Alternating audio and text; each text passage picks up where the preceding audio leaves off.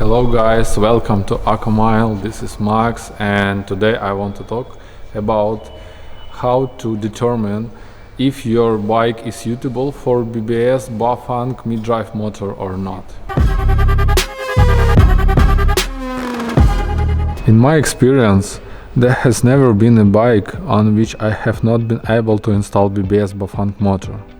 However, I do remember a few cases where the installation was very difficult, and a couple of times I even had to cut a frame.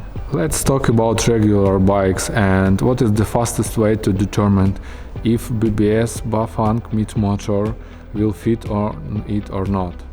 So, the first thing to do is measure the width of the bottom bracket on your bike, just like this. If the bottom bracket width is 74 millimeters or less till 68, so you need motor for 68 millimeters bottom bracket. If more than 75 millimeters till 100 millimeters, then you need a motor for 100 millimeters. If more than 100 millimeters or you have fat bike, so you need a motor for 120 millimeters motor. Sometimes customer put 68 millimeter and 100 millimeter motor on fat bikes using bent cranks. This solution is also acceptable. So take a look here, guys. Here we have bended cranks, and this is fat bike and 68 Bafang BBS motors, yeah. And here it works because chain wheel is special and cranks special. But basically, if you have 120 millimeters bottom bracket or you have fat bike, so you need 120 millimeter BBS motor. When you have measured the width of the bottom bracket, you already know which motor you choose. The diameter of the motor in the bottom bracket is 33 and 5 millimeters. This means that you can measure the diameter of the bottom bracket as well on your bike, checking to see if your bike bottom bracket is too narrow or not.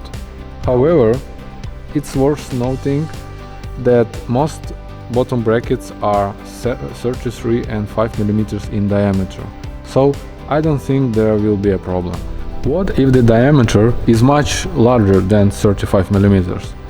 This depends on how tight you manage to mount the motor. You can use different space washers or you can use different bushings, but eventually you will be able to mount the motor. Lately, bike manufacturers have been using a wide bottom bracket for 12-speed transmission.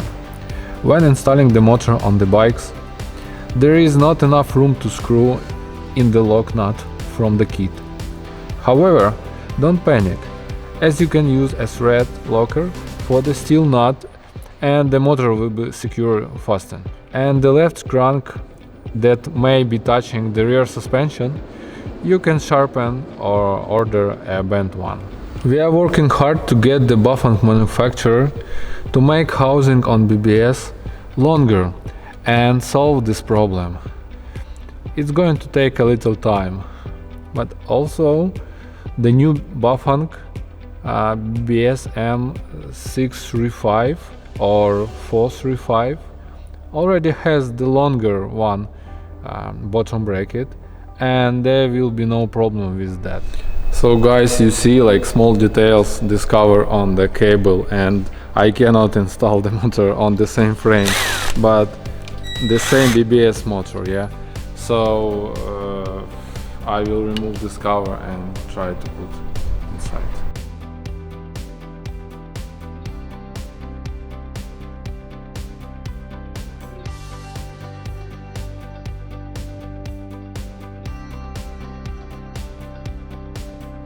So as you see on the new BBS, already manufacturer solved this problem. Yeah, so here I just imitate the wider bottom bracket because I put some washers, yeah, to show you if you have like bottom bracket kind of 74 So now you see that with new BBS it's more chances that installation will be easier. Guys, sometimes here on the bottom bracket you have some mount for chain holder, yeah. So sometimes you have some problems here and you want to cut something, or bottom bracket is wider and you want to cut. On some folding bikes you sometimes have to bend the stand that it's welded to the bottom bracket.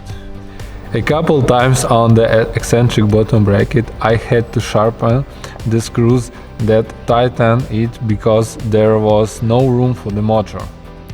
However, the size between the outer and inner part of the bottom bracket tube remains essential for me. However, the size between the outer and inner part of the bottom bracket tube remains essential for me. This point should be checked first of all on carbon bikes, because often manufacturers use a lot of materials to make stronger place where the bottom bracket tube and frame are glued together. This is especially true for MTB bikes. I managed to put a motor there, but it took a lot of time to polish the motor housing itself. But there are some cases that require special attention. First and foremost are cases where your bike doesn't have a rear handbrake. You have to remember that when you pedal backwards on the normal BBS, the drive sprocket does not spin backwards, and neither does the chain. Consequently, you cannot brake with your foot brake. In such cases, a frame-mounted rear brake is required. However, it is possible and it works quite well. The next painful issue is installing a motor on the belted transmission, I mean carbon drive. Yes, in theory this solution is ideal, but in practice it is very difficult to find a suitable chain wheel. And most importantly, it is almost impossible to avoid belt offset and make it work acceptably. I myself personally adjust BBS on the carbon drive and it took me a few days. So guys, thank you for watching me and I'm waiting for your comments. Don't forget that we are like certified Bafang workshop, and thank you all, have a nice day, bye bye, wish you good luck.